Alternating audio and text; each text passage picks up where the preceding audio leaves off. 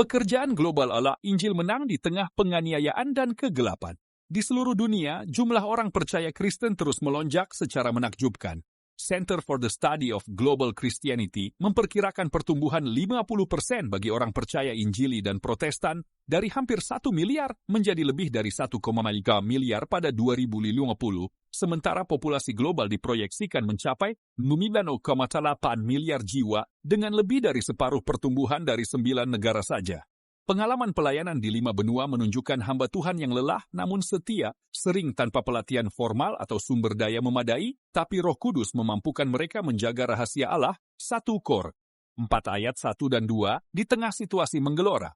Yesus sedang membangun gerejanya dan firman-Nya memenuhi tujuannya, Yes 55 ayat 11. Pertemuan rahasia pendeta dari wilayah ini penuh kesaksian anugerah di tengah penganiayaan, pemukulan, pemenjaraan, kehilangan pekerjaan, dan hubungan keluarga rusak, bahkan ancaman hukuman mati dari penguasa Islamis.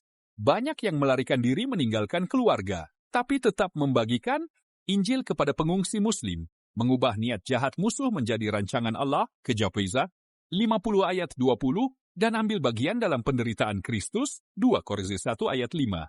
Seorang pendeta Maroko menggembalakan gereja rumah kecil, 10-25 orang, sejak subuh hingga malam minggu, karena larangan pemerintah Islam bagi warga lokal beribadah terbuka, hukuman penginjilan 6 bulan hingga 3 tahun penjara, meski kekristenan lokal terus tumbuh, meskipun jumlahnya kalah dari orang asing Kristen. Pendeta Aljazair melaporkan penutupan gereja Protestan sejak akhir 2019, dengan kurang dari 50 gereja terdaftar di bawah gereja Protestan Aljazair yang wajib daftar ulang tahunan. Pemerintah menolak banyak pendaftaran, menggerebek ibadah Minggu pagi untuk mempermalukan jemaat, mengunci pintu dengan rantai dan pasang personel militer bersenjata, serta tahan pendeta dan ancam anggota. Lebih dari selusin gereja ditutup permanen, tapi jumlah orang percaya melonjak dari 10.000 menjadi 500.000 dalam dekade terakhir, peningkatan 5.000% di negara Arab terpadat kedua. Di El Salvador, geng dan kartel merajalela dengan penculikan, perdagangan narkoba seks, dan pembunuhan. Suap infiltrasi semua level pemerintahan, dengan 10% dari 6,5 juta penduduk terlibat geng, 60% direkrut sebelum usia 15 tahun. Seorang pendeta Reformed di San Salvador membangun sekolah Kristen klasik untuk 300 siswa TK SMA di bekas rumah-rumah sempit setara Gimnasium Amerika, dengan siswa berangkat pukul 5 pagi melewati transportasi berbahaya.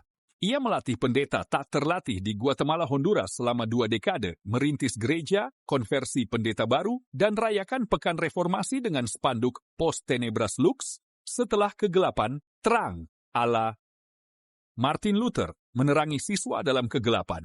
Seperti dalam The Lion, the Witch, and the Wardrobe, karya C.S. Lewis, Aslan sedang bergerak. Yesus membangun gerejanya, membebaskan tawanan ke ujung bumi, Kisting 1 ayat 8, memperbarui pikiran, Roma 12 ayat 2. Kesaksian ini seperti air dingin bagi jiwa haus, Amsidi 25 ayat 25. Pekerjaan Tuhan tidak sia-sia, 1 Kor 15 ayat 58, meski panen besar pekerja sedikit, Lukeim 10 ayat 2.